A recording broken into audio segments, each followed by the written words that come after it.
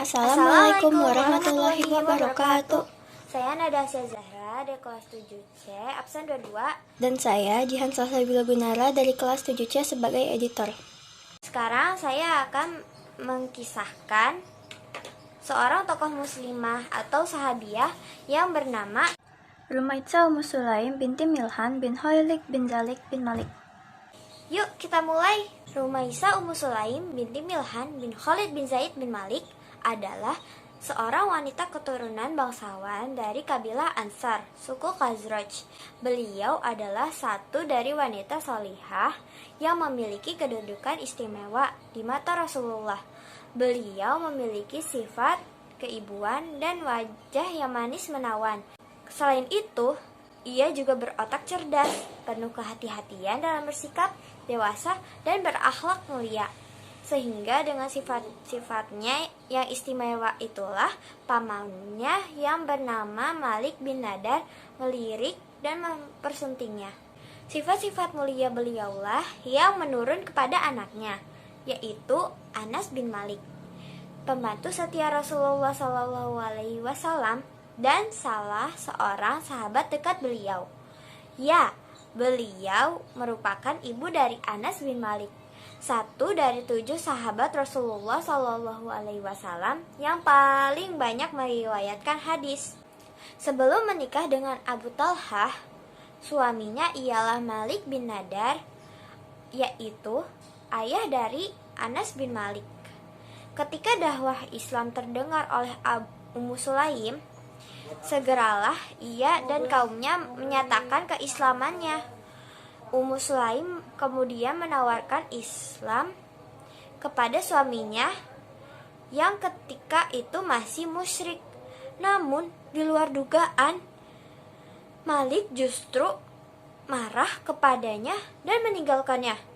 Malik akhirnya pergi ke negeri Syam dan meninggal di sana. Setelah suami pertamanya meninggalkannya, Ummu Sulaim menikah dengan Abu Talhah. Ketika meminangnya, Abu Talhah masih dalam keadaan musyrik, sehingga Ummu Sulaim menolak pinangan tersebut sampai Abu Talhah mau masuk Islam. Kekuatan iman yang dimiliki Ummu Sulaim begitu kuat, sampai-sampai Abu Talhah sedang berusaha untuk menikahinya. Dia menawarkan mahar yang mewah dan harta yang banyak.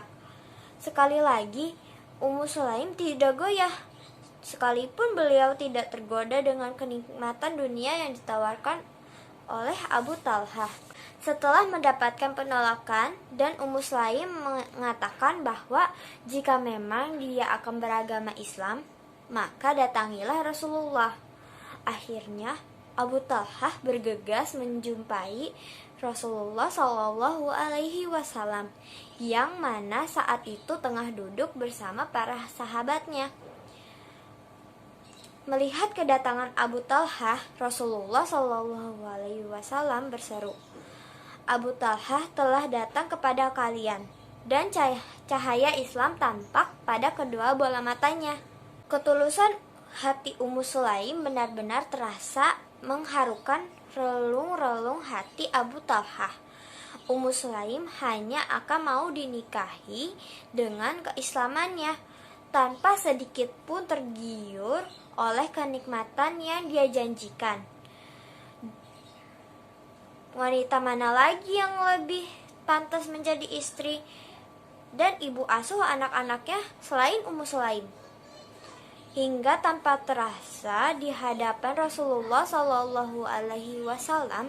lisan Abu Talhah basah mengulang-ulang kalimat, "Saya mengikuti anjaran Anda.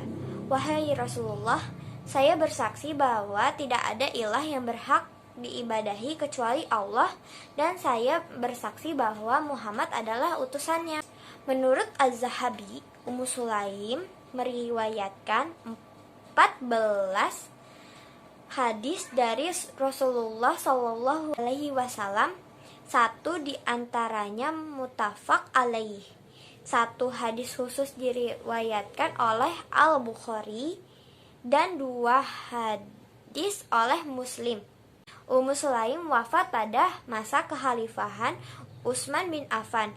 Semoga Allah meridhoinya dan menempatkannya dalam Firdaus yang tertinggi, beserta para nabi, siddiqin, syuhada, dan solihin.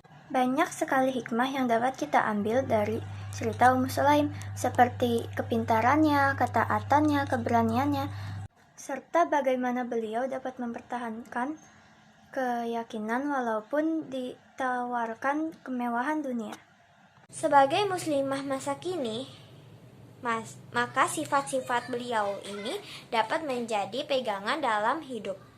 Karena sesungguhnya seorang muslimah itu haruslah tangguh dan kuat dalam hal kebaikan apapun, sehingga nantinya dapat mencetak generasi muslim yang mandiri. Sekian dari kami. Wassalamualaikum warahmatullahi wabarakatuh.